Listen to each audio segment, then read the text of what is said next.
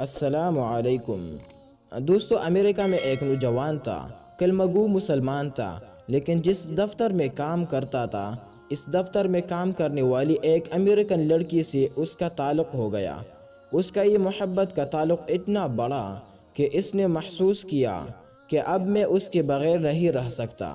چنانچہ اس نے پروپوزل بھیج دی کہ میں اس سے شادی کرنا چاہتا ہوں۔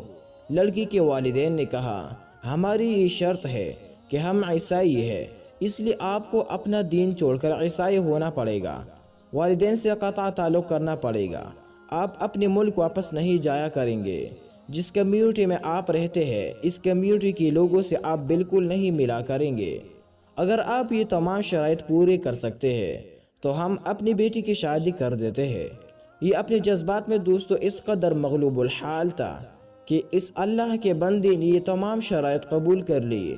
ماں باپ سے قطع تعلقی، عزیز و اقارب سے رشتہ ختم، ملک سے رشتہ ختم، جس کمیونٹی میں رہتا تھا وہاں آتا جاتا تھا وہاں سے رشتہ ختم، حتیٰ کہ اپنا مذہب چھوڑ کر عیسائی بن گیا اور عیسائیوں کے ماحول میں زندگی گزارنے لگ گیا۔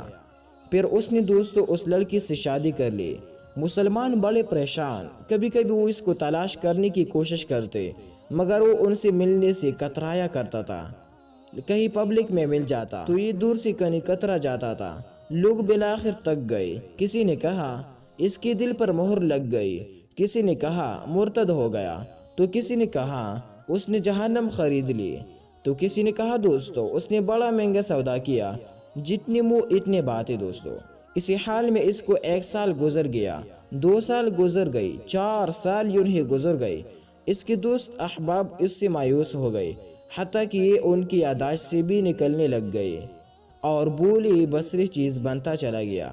اچانک ایک دن دوستو امام صاحب نے مسجد کا دروازہ کھولا۔ یہ نوجوان بھی فجر کی نماز پڑھنے کے لیے آیا، وضو کیا اور مسجد میں صف میں آ کر بیٹھ گیا۔ امام صاحب بڑے حیران، ان کے لیے تو یہ بڑے عجیب چیز تھی۔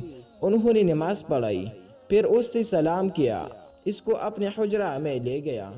انہوں نے محبت پیار سے بٹھا کر ذرا پوچھا کہ آج بڑی مدت کے بعد آپ کی زیارت نصیب ہوئے۔ اس وقت اس نے اپنی حالت بتائی کہ میں نے اس لڑکی کی محبت میں اپنا سب کچھ قربان دیا، بہت کچھ میں نے اپنا ضائع کر دیا، لیکن جس گھر میں رہتا تھا میرے اس گھر میں ایک جگہ پر اللہ کا قرآن پڑا ہوا تھا۔ میں جب کبھی آتا جاتا میری نظر اس قرآن مجید پر پڑتی تو میں اپنے دل میں سوچتا کہ یہ میرے مولا کا کلام ہے اور یہ میرے گھر میں موجود ہے۔ میں اپنے نفس کو ملامت کرتا کہ تو ظاہر میں جو بنا پھرتا ہے پھر بھی تیرے دل میں اللہ کا ایمان موجود ہے۔ اعمال میرے برے تھے لیکن دل مجھے کہا کرتا تھا میں نے جس کا کلمہ پڑھا میں اس سے محبت کرتا ضرور ہوں، اس لیے اس کی نشانی میں نے رکھی ہوئی تھی۔ اسی طرح کئی سال گزر گئی۔ ایک دن میں آیا اور حسب معمول میں نے گزرتے ہوئے اس پر نظر ڈالی تو مجھے وہ کتاب نظر نہ آئی۔ میں نے وائف سے پوچھا کہ ایک کتاب یہاں پڑی تھی، وہ کدھر ہے؟ اس نے کہا میں نے گھر کی صفائی کی تھی تو جو غیر ضروری چیزیں تھیں جو استعمال نہیں ہوتے تھے ان سب کو میں نے ٹریش کر دیا، یعنی ان کو الگ کر کے ایک گندگی کے ڈھیر پر پھینک دیا۔ اس نے پوچھا اس کتاب کو بھی؟ اس نے کہا ہاں۔ یہ نوجوان وہیں سے واپس گیا اور جا کر ٹریش کیبن میں سے وہ کتاب اٹھا لایا۔ جب لڑکی نے دیکھا کہ یہ بڑی سٹرانگ فیلنگز کا اظہار کر رہا ہے اس کتاب کے بارے میں تو بھی محسوس کرنے لگی کہ آخر کیا وجہ ہے۔ اس نے کہا کہ بس میں اس کتاب کو گھر میں رکھنا چاہتا ہوں۔ جب اس لڑکی نے کتاب کو دیکھا کہ عربی ہے تو اس نے سوچا کہ اس کا اس سے کوئی نہ کوئی تعلق ہے۔ وہ کہنے لگی دیکھو یا تو اس گھر میں یہ کتاب رہیں گی یا پھر میں رہوں گی، تمہیں آج یہ فیصلہ کرنا ہے۔ جب اس لڑکی نے کہا تو میں نے اپنے دل سے پوچھا کہ تو نے نفس کے خواہشات کی تکمیل کے لیے وہ کچھ کر لیا جو تجھے نہیں کرنا چاہیے تھا۔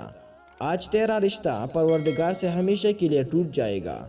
اب تو فیصلہ کر لے کہ تو اس لڑکی کو چاہتا ہے یا پھر اپنے پروردگار کو چاہتا ہے۔ جب میں نے اپنے دل میں سوچا تو دل نے آواز دی کہ نہیں، میں اپنے مولا سے کبھی نہیں کٹنا چاہتا ہوں۔ میں نے اس لڑکی کو طلاق دے دی۔